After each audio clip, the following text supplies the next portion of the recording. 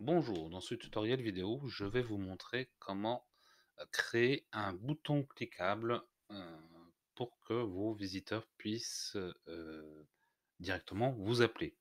Donc en fait, on va créer un bouton comme ceci, et vous voyez que si je clique dessus, ça permet d'ouvrir une application permettant de téléphoner directement.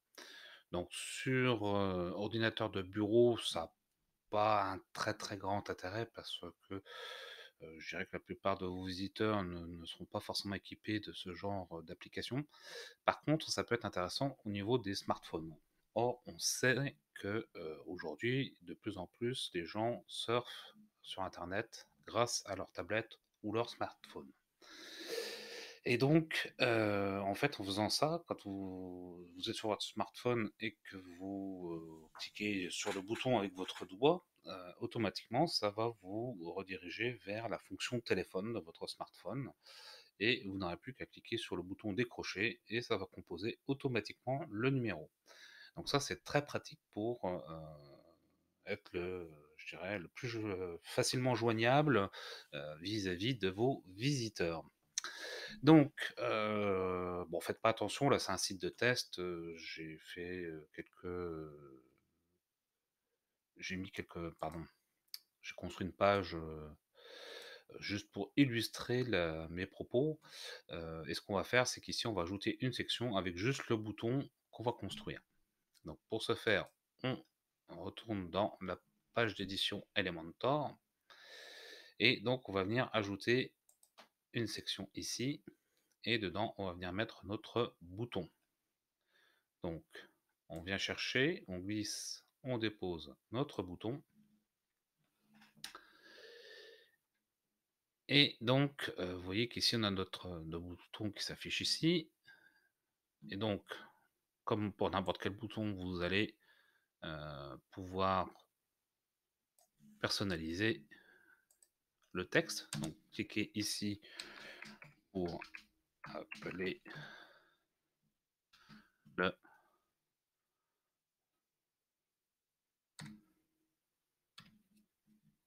Vous mettez donc un numéro quelconque. Enfin, pas un numéro quelconque, vous mettez votre numéro, bien sûr. Mais voilà, donc moi je mets un numéro pour l'exemple. Et je vais venir copier donc les 9 derniers chiffres de numéro. Je vais vous montrer après pourquoi. Tout simplement parce que dans le lien, ici, on va venir paramétrer le lien qui permet donc d'ouvrir la fameuse application. Et donc, traditionnellement, un lien, c'est https slash, comme c'est marqué ici en faux texte, yourlink.com, pour un lien qui permet d'ouvrir une application téléphonique.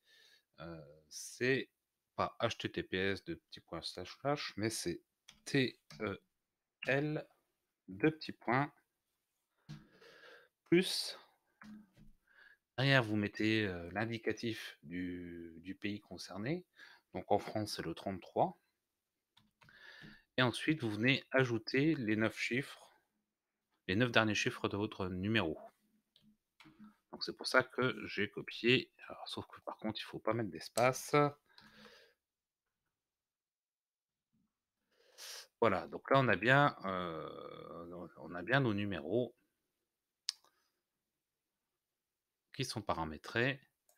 Ensuite, derrière, vous pouvez paramétrer le nofollow et ouvrir dans une nouvelle fenêtre si vous voulez. Bon, ça n'a pas grand intérêt, donc on va décocher. Vous pouvez, comme n'importe quel bouton, donc le centrer, modifier la taille. Donc on va le mettre en moyen, voire même grand. Et très grand, qu'est-ce que ça donne? Allez, soyons fous, on va mettre très grand. Et on va même lui ajouter une icône. Alors, donc on va mettre l'icône du téléphone, donc phone en anglais. Phone. Hop.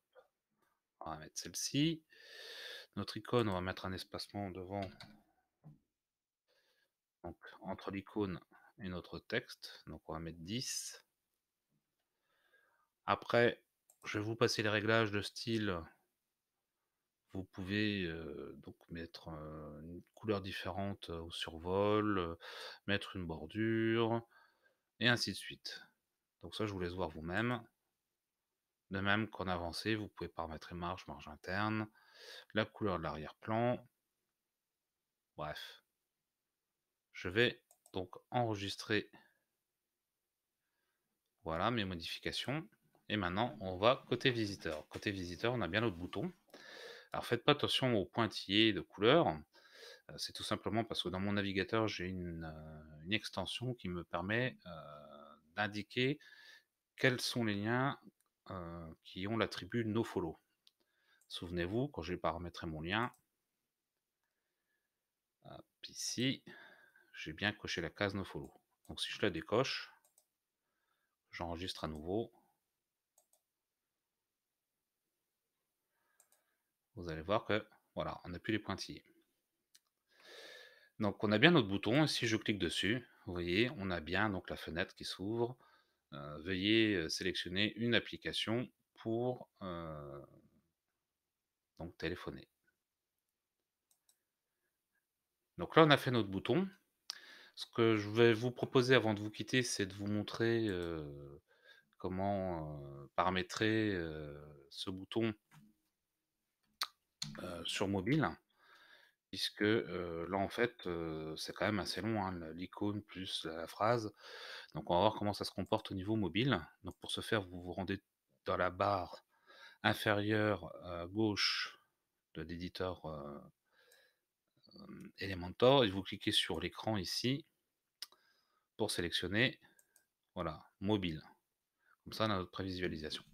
Et voilà, donc c'est ce que je vous disais. Vous voyez, on a notre icône sur une première ligne, et ensuite on a deux lignes de texte, parce que on a forcé un peu sur le texte. Donc, soit vous choisissez de réduire le texte.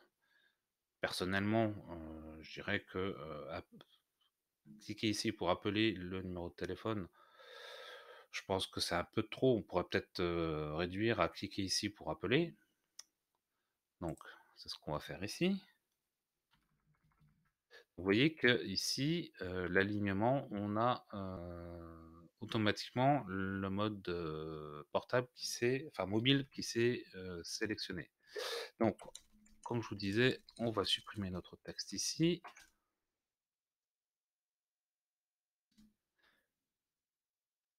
Voilà. Et on va donc mettre à jour.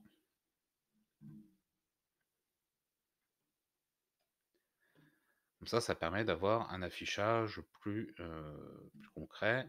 Donc l'alignement, on va sélectionner le centre, ça sera quand même plus joli. Voilà. Et maintenant, si on va côté visiteur, donc vous voyez que bon, on a bien la phrase qui a disparu. Par contre, on a notre bouton qui est d'apparence quand même assez sympathique. Voilà, bah écoutez, j'en ai maintenant terminé avec ce tutoriel vidéo que je vous invite à liker et à partager sur les réseaux sociaux. Et avant de vous quitter, comme d'habitude, je vous rappelle que dans les descriptions de mes vidéos, vous avez toujours un bouton plus. Je vous invite à cliquer dessus parce que vous allez avoir des informations sur le tutoriel, par exemple. Enfin, pas sur tous les tutoriels, mais vous voyez, par exemple, là, le précédent tutoriel que j'ai tourné, j'ai utilisé l'extension Premium Add-ons for Elementor, et donc j'ai mis le lien ici vers l'extension.